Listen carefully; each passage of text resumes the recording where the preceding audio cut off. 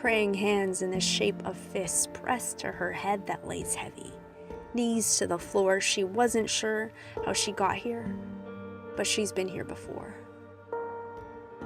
She lifts her head to look out the window and question things she's never voiced to anyone, and sees the movement in the bare trees shake to the pulse of her worries. It's a relief to see branches agitated by the wind too.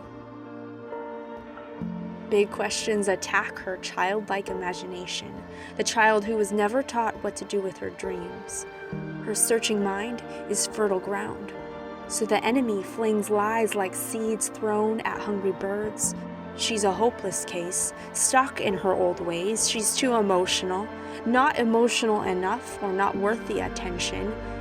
These words stitch shame into who she is now, pulled from the threads of what she's done before. She's come to resent her own pursuits and needs. She's come to dismiss her own dreams and reject her own influence. Her need to be noticed and the dream to give. Her need for closeness and the dream to serve or sing or impact crowds. The author of lies spits the words, but she signs her name under the byline. Each time she's built a stage for his voice to preach, each time she's leased out her space for idols to stay, these agreements blind her sight from any vision or promises on her life, so she learned to settle on fear and rely on guilt. She files through solutions as if she's running out of time. She wonders what others are doing better than her. Out the window, she watches dark clouds dim the color on flowers, one petal at a time. Her next move, a carefully measured breath to surrender to confusion.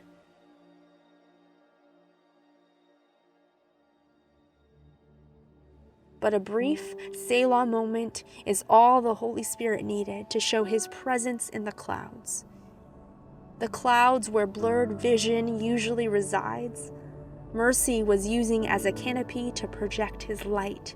This was her chance to listen. Her stillness was an invitation to behold truth beyond her five senses. This whole time, she thought her worship was dormant, her efforts worthless. She thought her future was dead. Then God filled the room like an aroma. As faithful as rain, God speaks, "Daughter, your dreams are not dead. They were just buried behind a tomb that I rolled away, and with that same power, I silence every voice raised up to accuse you. My redemption is yours to take. Christ's death and resurrection doesn't improve you, it makes you new. So make no mistake, I gave you passion for idle minds. I give you emotions to stand for what is right. Speak, knowing I'm with you. Pray, knowing it's done, and move, knowing it's my kingdom come." Her praying hands now pressed open to the sky, knees to the floor. She's now interceding, overwhelmed with thanks and pleading for others to behold such divine resurrection. God, help me see what you see. Help me delight in myself the way you do. Forgive us and heal our wounds. Speak to others in their homes too. Now standing, her arms able and shoulders steady, she walked out the door like Jesus walked out the grave, dressed to take compassion to her neighbor's doorstep, bring God's favor to her family's legacy, and declare His power over closed-off streets. The ground was now ready. The doors were now open for revival.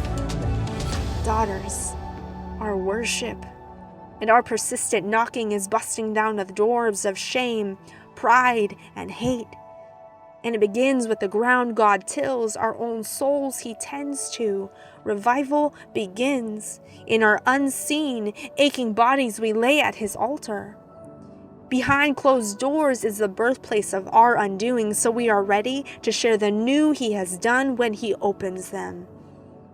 So God, give us a window and the floor space to pray. Give us the courage. Strengthen our stakes within. Broaden the places we occupy. Father, your daughters are present, able to prophesy and enjoy your victory.